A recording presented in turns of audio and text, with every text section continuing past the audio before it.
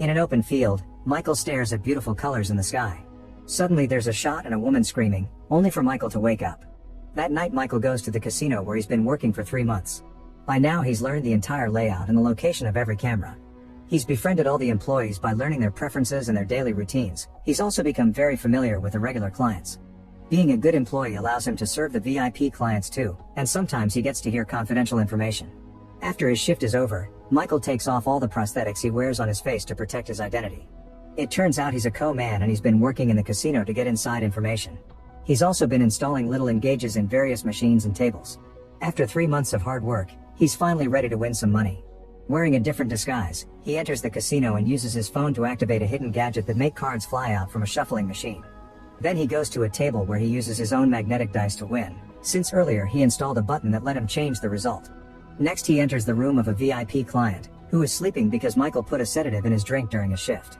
After the mess he created with the cards, the VIP players will be moved to the private room, so Michael steals this man's gold pass and his fancy clothes. Now Michael rushes to the service elevator and puts a chip of his own in the control panel.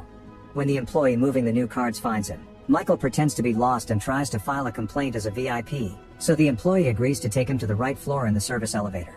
Then Michael uses his phone again to make the elevator stop and turn off the lights. While the employee tries to get help, Michael changes the box of new cards for his own box, which he hid there earlier. Eventually Michael activates everything again and finally enters the VIP room where he sits at the main table with Alex. Michael also puts on special sunglasses that let him see the numbers on the modified cards he sneaked in. When the game begins, he makes sure not to win every round to avoid suspicion and make the other players bet more. Suddenly Michael's cards change without him noticing and he bets all the money he won so far. The other players do the same and Michael feels smug, however he's shocked to see his hand actually losing because they aren't the same numbers. The third player wins all the money and quits the game to keep it. Getting suspicious, Michael follows him down the corridor and takes the suitcase with the money from him, only to find random papers in it. Suddenly the lights flicker and the guy's face changes, revealing he isn't the player and Michael followed the wrong guy. At that moment the guards arrive and capture Michael while he watches Alex escape unnoticed. Michael is then tied to a chair in a storage room and a guard punches him before the casino owner Victor asks about the money. When Michael tries to act as a VIP client, he gets punched again, so he tries to explain that a different conman took the money. Victor doesn't believe him and gives him 1 week to bring the money back, or there will be terrible consequences. Afterward Michael travels to a plain casino in the middle of nowhere, where the guards keep him at gunpoint. However they step back when their boss Leon welcomes Michael as an old friend. While they share some drinks, Michael notices a necklace with a symbol that matches Alex's tattoo. He asks about its meaning, but Leon first makes him share what happened. Then Leon explains that there are people like psychics and witches who are born with the ability to dive into their consciousness, which is like a special room where they're allowed to pull off a supernatural activity. In Alex's case, it seems he has the power to change things that other people see.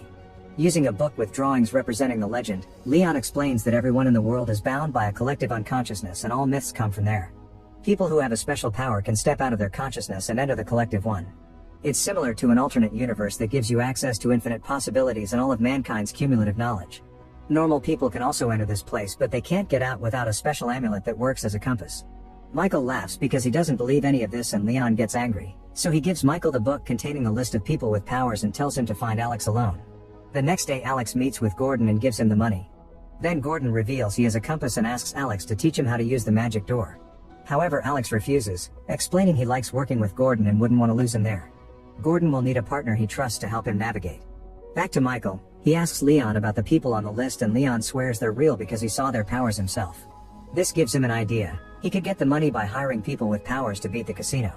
First there's Eric, a rich kid with telekinesis who doesn't want to work. Then there's Tony, a taxi driver who can control electronic devices. Usually he only messes with small stuff, like making the meter run faster, changing the traffic lights, or activating the police car sirens. Michael visits them both and easily convinces them to join a special team to get tons of money. Next there's Kevin, a hypnotist whose parents sent to a mental institution. The doctors make lots of money with him because he programs people to cure their depression.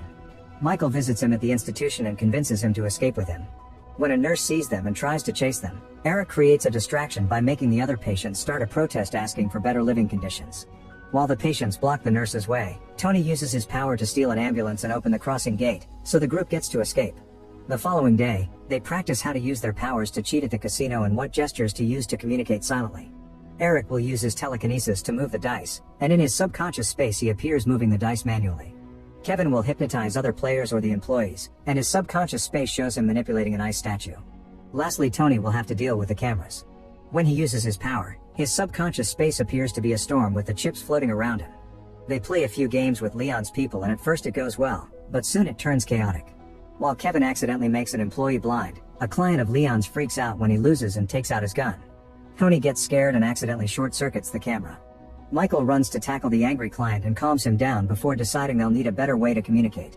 The next day Michael attends at a funeral where a bunch of sad women are harassing Veronica, begging for her help.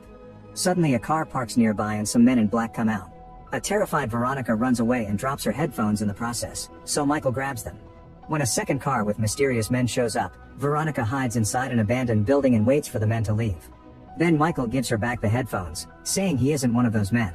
Veronica tries to leave without a word, so Michael follows her to ask some questions. However, Veronica can read minds and says she isn't interested in his plan. At that moment one of the men finds them and Michael holds him back while Veronica runs. The rest of the men corner her in an alley, however Michael appears on the roof and helps her escape. The next day Gordon follows Alex's instructions to get started on his training. A hypnotist finds him and quickly sends him to the world of the subconscious, where now Gordon has the power to control any person he wants. While Gordon is unconscious on the ground, he forces a street painter to make a copy of a famous painting. Then Gordon controls a museum employee and makes him trade the fake painting for the real one, which was about to be transferred to another museum. While the fake painting is taken away in a van, Gordon wakes up and buys the real famous art from the confused painter for just a few bucks. None of the people he controlled remember what happened. Back to Michael, he introduces Veronica to the rest of the group, explaining she can read and transmit thoughts. She'll be passing Michael's instructions to the others while they play. To practice, Michael tells her to enter her subconscious space, which looks like a very peculiar forest. Then he thinks about Eric moving the city's big bell, so Veronica passes the message to Eric's mind. After Eric does so, Michael wants two people to run while screaming for help, so Veronica passes that message to Kevin, who quickly pulls it off. Tony is told to make most of the lights in the area to short circuit, causing more people to get scared and all the birds to fly away. Lastly, Michael asks Veronica to tell the people in the street that there's an earthquake coming.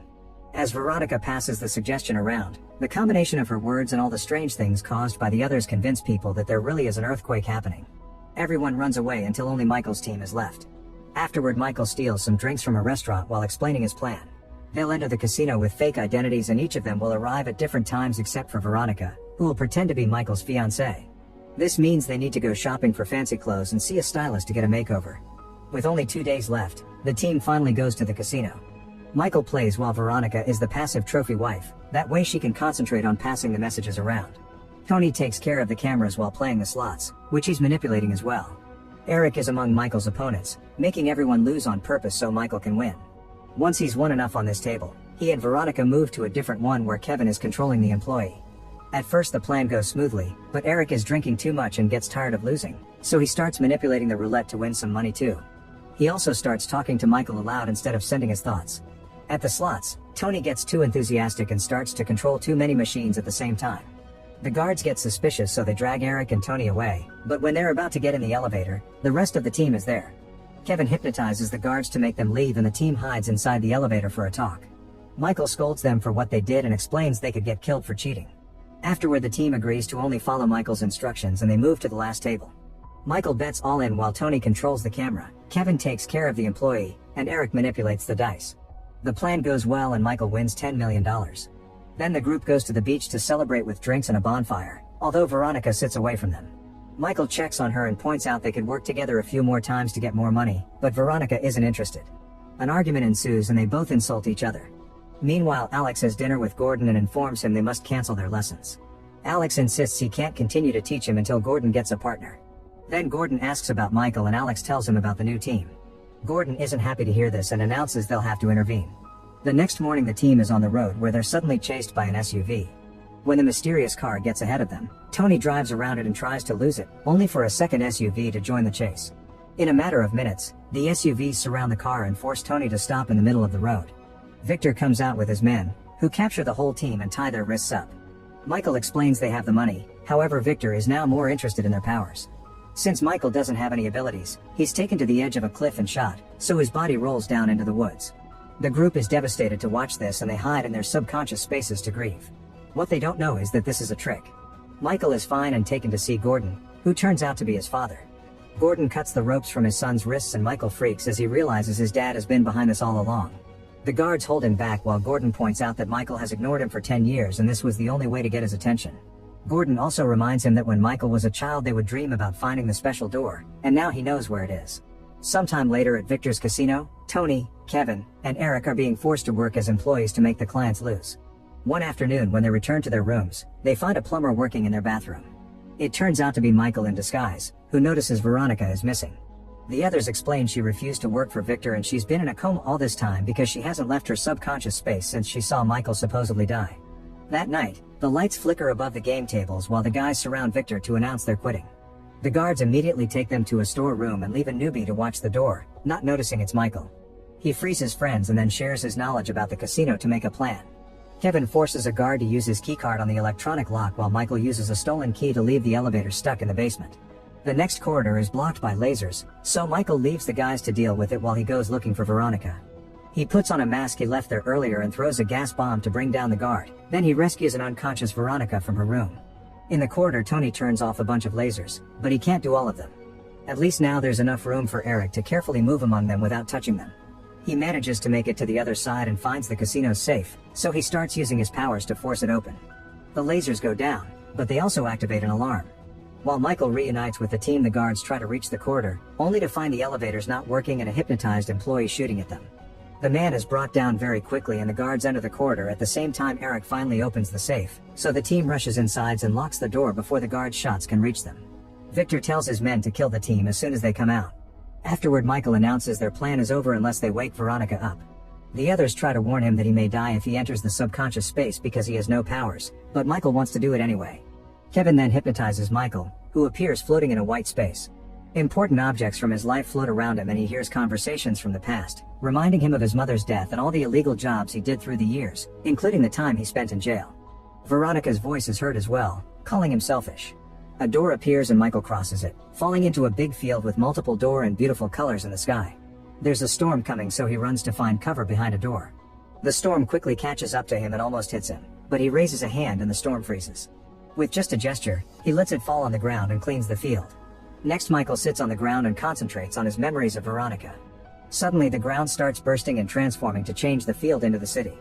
Michael takes the stairs and finds Veronica staring at the colors in the sky.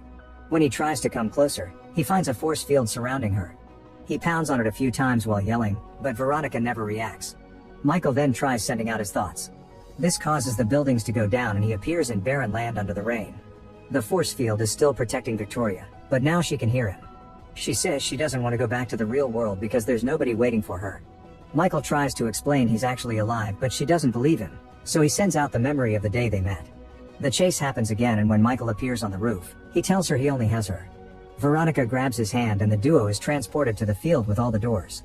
They share a kiss before Veronica leaves through one of the doors, causing her to wake up in real life. However, since it's Michael's first time, he must find his own way out. A flashback reveals Gordon taught Michael everything about the subconscious space and that he wanted his son to be his partner. That way they could start a business together using the doors.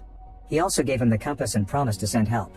In the present, Michael sees Alex coming out of a door and starts following him as the area transforms into the casino. Michael follows Alex out and together they watch the scene of his presumed death. Alex puts himself and Michael in the memory while explaining how to access a person's mind. At that moment Michael wakes up in the safe and announces they're leaving with the money. Tony deactivates the lock and the door opens, but the corridor is empty. It turns out that while he was still in the subconscious space, Michael entered Victor's mind and made him believe the team had already escaped with the money. Victor told his guards to go after them, explaining the empty corridors. The team easily escapes with the money and meet with Alex on the beach. He says he has a proposition for them while a person nearby makes fire appear on their hand. 3 months later Michael agrees to do one job with Gordon before two hypnotists send them to the subconscious space.